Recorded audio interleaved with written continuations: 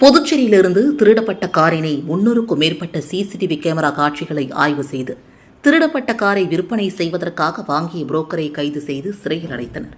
மேலும் காரை திருடி சென்ற நபரை போலீசார் தீவிரமாக தேடி வருகின்றனர். புதுச்சேரி சண்முகபுரம் பகுதியை சார்ந்தவர் சிவபிரகாஷ். இவர் தனது வீட்டின் காரை நிறுத்த வசதி இல்லாததால் தனது காரினை 100 அடி சாலை மேம்பாலம் கீழே நிறுத்திவிட்டு தனது வீட்டிற்கு செல்வது வழக்கம். அதன்படி கடந்த வாரம் 100 அடி ரோடு மேம்பாலம் கீழே காரினை நிறுத்திய சிவபிரகாஷ் மறுநாள் காரை எடுக்க வந்தபோது அங்கு கார் இல்லாததைக் கண்டு அதிர்ச்சியடைந்தார். இதுகுறித்து முதலியார்பேட்டை காவல் நிலையத்தில் புகார் அளித்தார். புகாரின் அடிப்படையில் போலீசார் வழக்கு பதிவு செய்து அப்பகுதியில் பொருத்தப்பட்டிருந்த சிசிடிவி காட்சிகளை ஆய்வு செய்தனர். அதில் மர்ம நபர் ஒருவர் காரினை திருடி செல்வது பதிவாகி இருந்ததைத் தொடர்ந்து கார் சென்ற வழித்தடங்களை போலீசார் தடயம் செய்யும் வகையில் புதுச்சேரி முதல் சேலம் வரை அனைத்து சுங்கச்சாவடி மற்றும் முக்கிய சந்திப்புகளில் உள்ள சுமார் 300க்கும் மேற்பட்ட சிசிடிவி கேமராக்களை ஆய்வு செய்தனர்.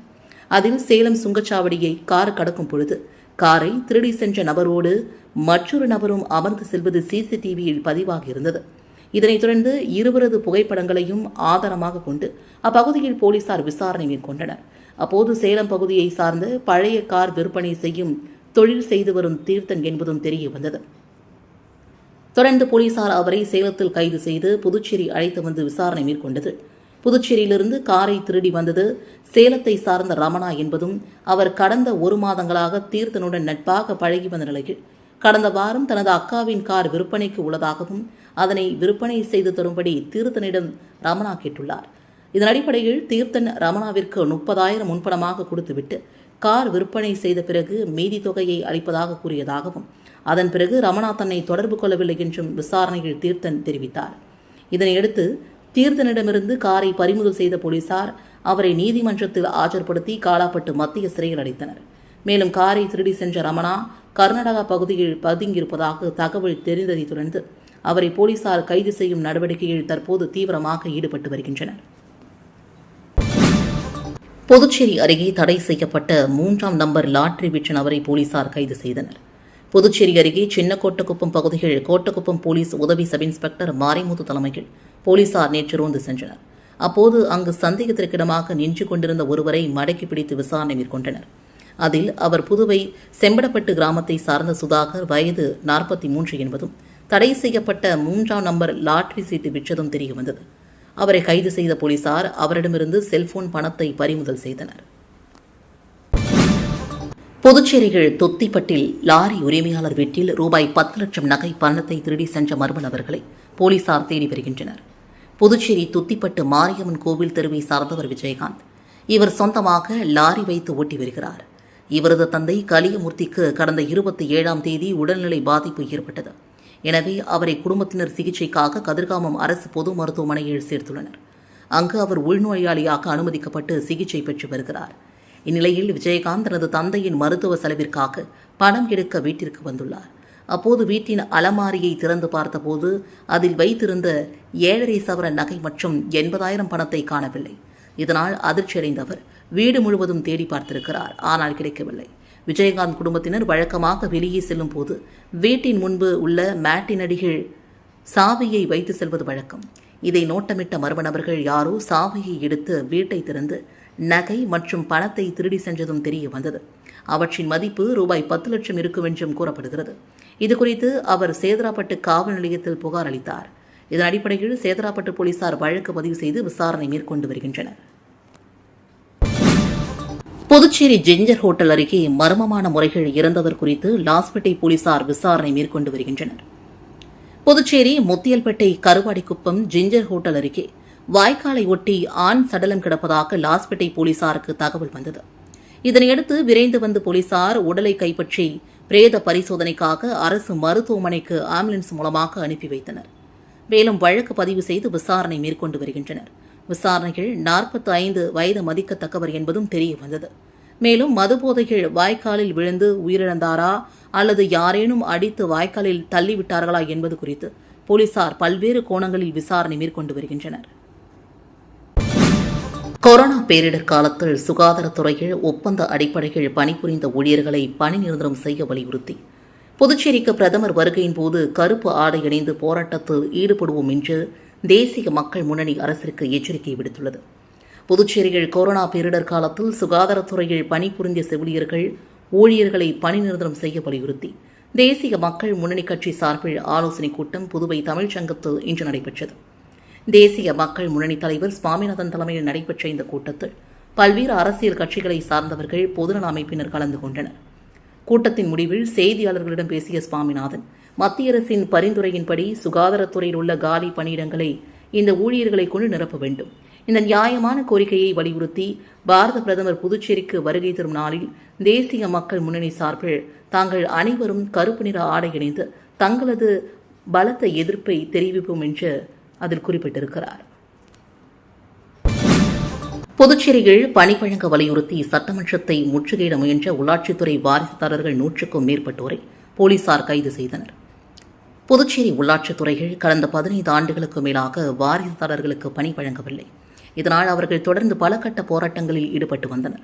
இந்நிலையில் கடந்த 2024ஆம் ஆண்டு சட்டப்பேரவை கூட்டத்தொடரில் வயது தளர்வுடன் 123 வாரிசுதாரர்களுக்கு பணி வழங்கப்படும் என்று முதலமைச்சர் ரங்கசாமி அறிவித்தார். ஆனால் அவரது அறிவிப்பை உள்ளாட்சித்துறை நிர்வாகம் செயல்படுத்தாமல் 20 பேருக்கு மட்டுமே பணி வழங்க முடியும் என்று அறிவித்தது. இந்நிலையில் சட்டப்பேரவையில் முதலமைச்சர் அறிவித்ததை நடைமுறைப்படுத்த வேண்டும், முதல்வர் அறிவிப்பை செயல்படுத்தாத உள்ளாட்சித்துறை இயக்குநரை கண்டித்து உள்ளாட்சித்துறை வாரிசுதாரர்கள் சட்டமன்றத்தை முற்றுகையிடும் போராட்டத்தில் இன்று ஈடுபட்டனர்.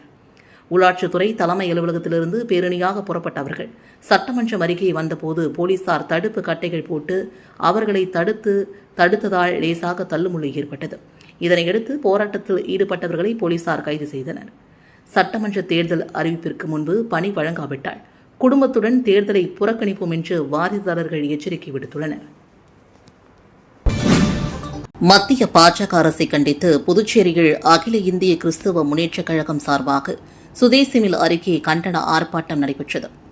நாடு முழுவதும் தொடர்ந்து கிறிஸ்தவர்கள் மீது நடத்தப்படும் தாக்குதலுக்கு எவ்வித நடவடிக்கை எடுக்காமல் துணை போவதாக பாஜக அரசு மீது அகில இந்திய கிறிஸ்தவ முன்னேற்றக் கழகம் குற்றம் சாட்டி புதுச்சேரி சுதேசி மில் அருகே கண்டன ஆர்ப்பாட்டம் நடைபெற்றது.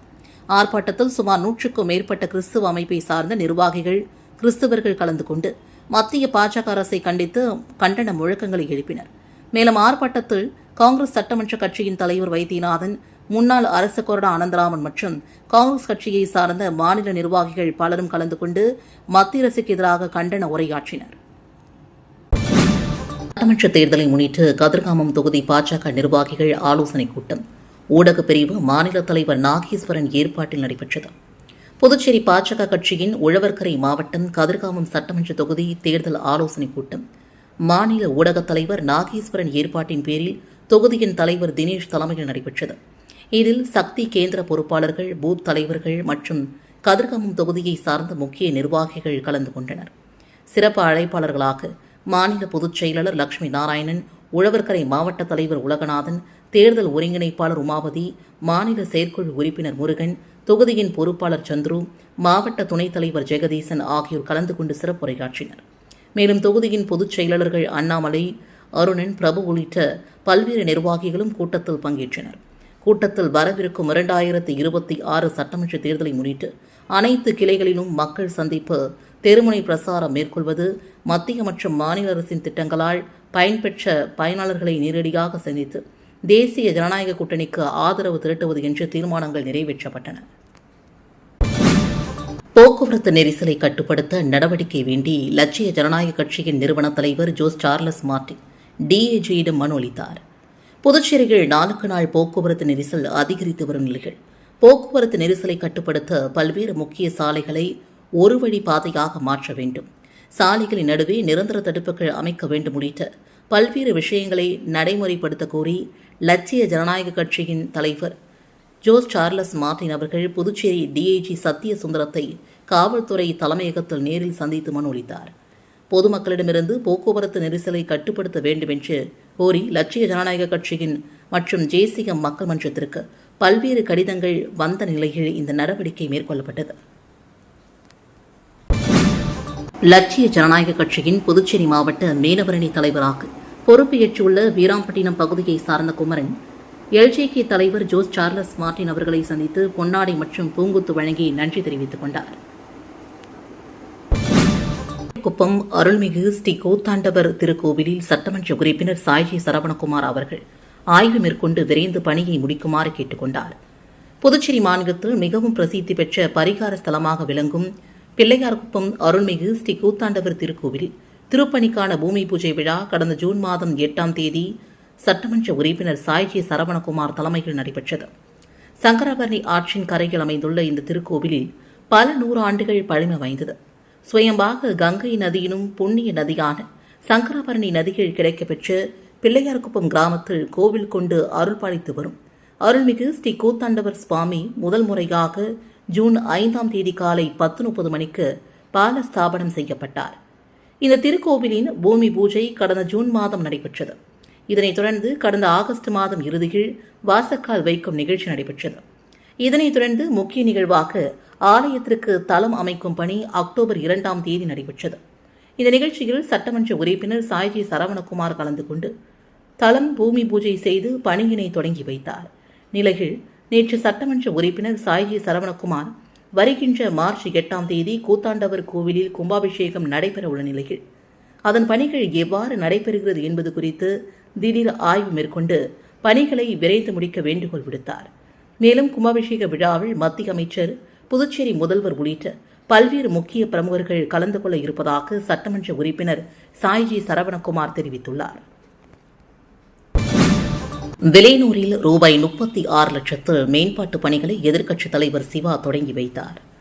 புதுவை பொதுப்பணித்துறை பொது சுகாதார கோட்டத்தின் குடிநீர் பிரிவின் மூலமாக உதயம்பட்டு மற்றும் வேமனவெளி கிராமங்களில் தலா ரூபாய் 11 லட்சத்தில் 2 கிராமங்களில் உள்ள நீரூந்து நிலைய வளாகத்தில் புதிய குடிநீர் சுத்திகரிப்பு நிலையம் அமைக்கப்பட உள்ளது.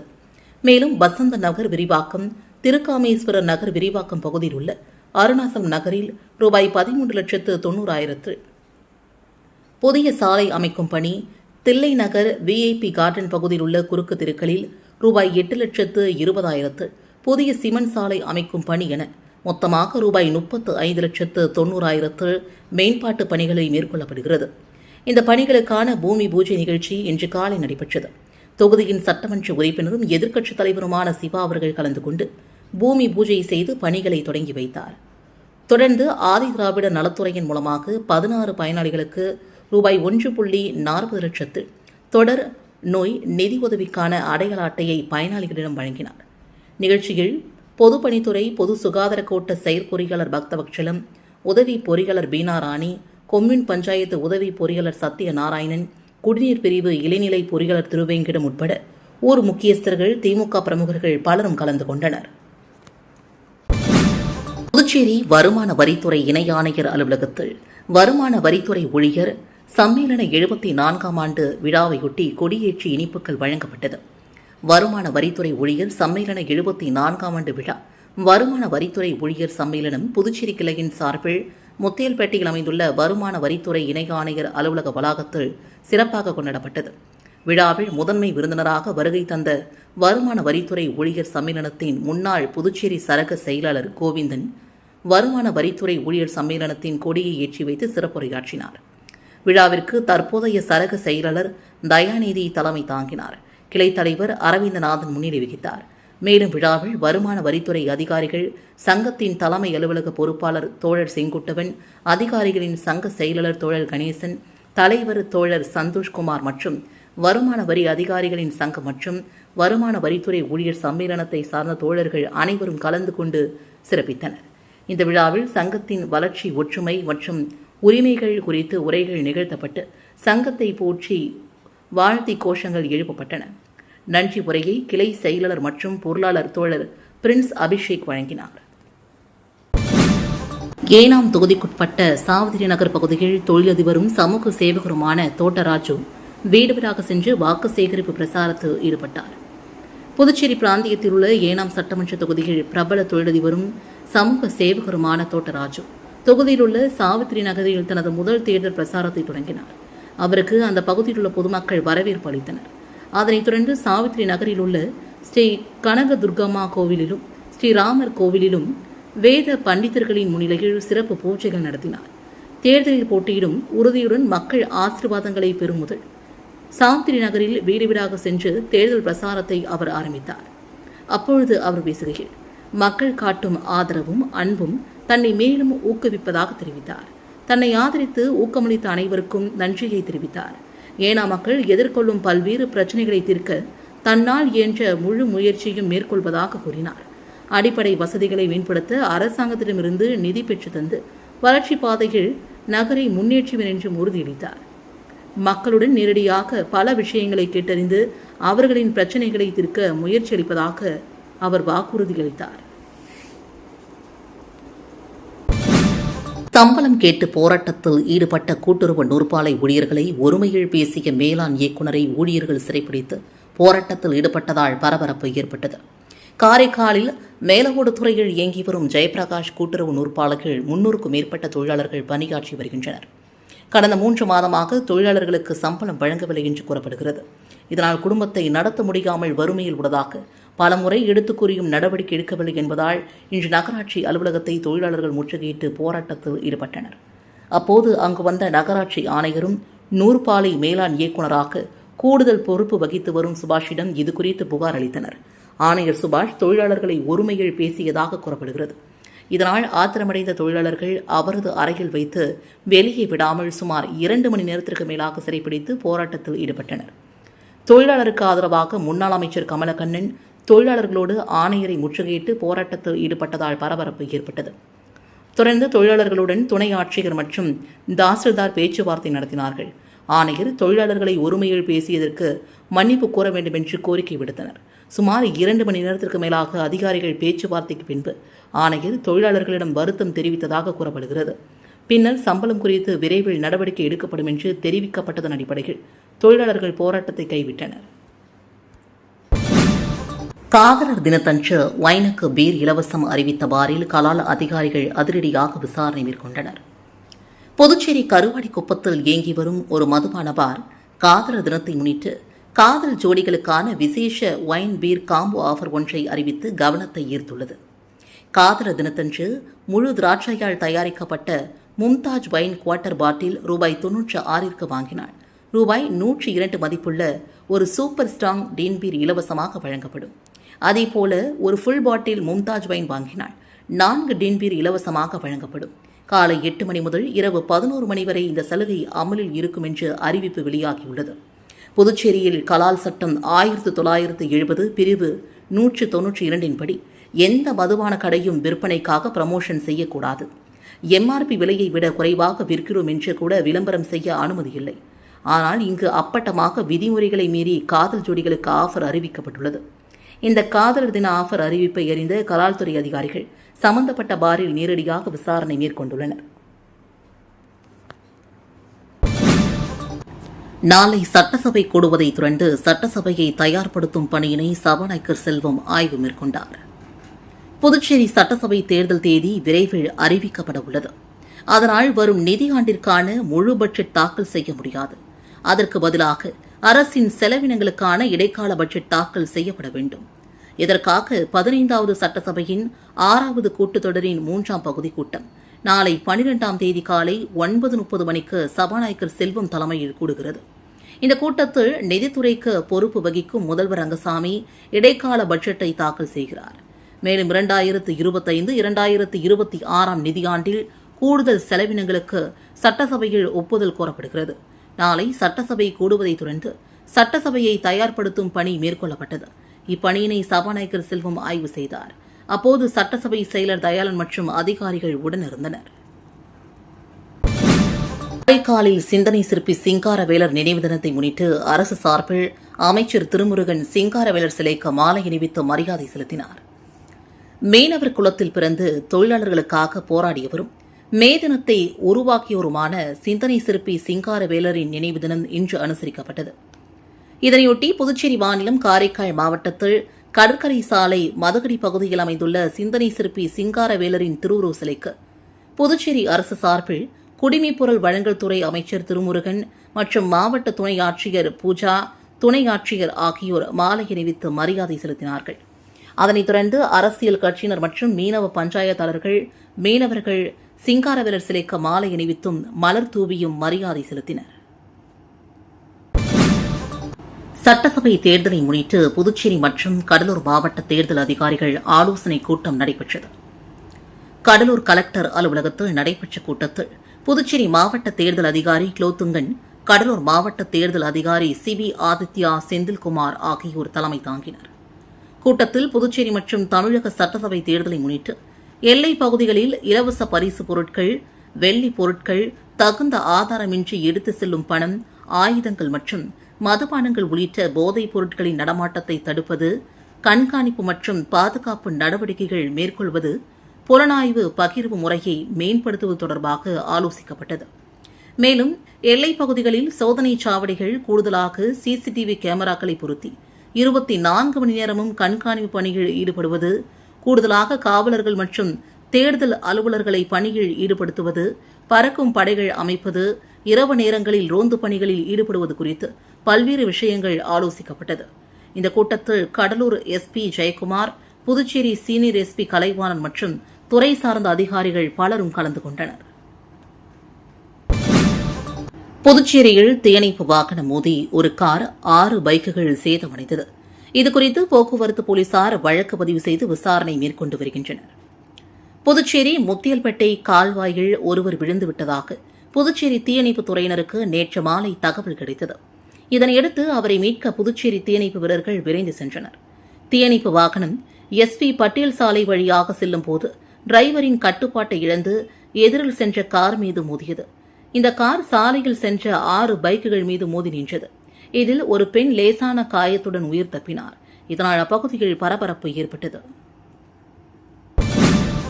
புதுச்சேரியில் நாளை துவங்கவுள்ள சர்வதேச திரைப்பட விழாவிற்கான லட்சணியை முதல்வர் ரங்கசாமி வெளியிட்டார். புதுச்சேரியில் ஒவ்வொரு ஆண்டும் தமிழ், தெலுங்கு, மலையாள மொழிகளில் சிறந்த திரைப்படம் தேர்வு செய்யப்பட்டு ஒரு திரைப்பட இயக்குநருக்காக நாடக தந்தை சங்கரதாஸ் சுவாமிகள் விருது வழங்கி வருகிறது. இந்த விழா இந்த ஆண்டு முதல் சர்வதேச திரைப்பட விழாவாக விரிவுபடுத்தப்பட்டுள்ளது. புதுச்சேரி திரைப்பட விழா நாளை முதல் வருகின்ற 15ஆம் தேதி வரை 4 நாட்கள் வெவ்வேறு இடங்களில் நடைபெறுகிறது.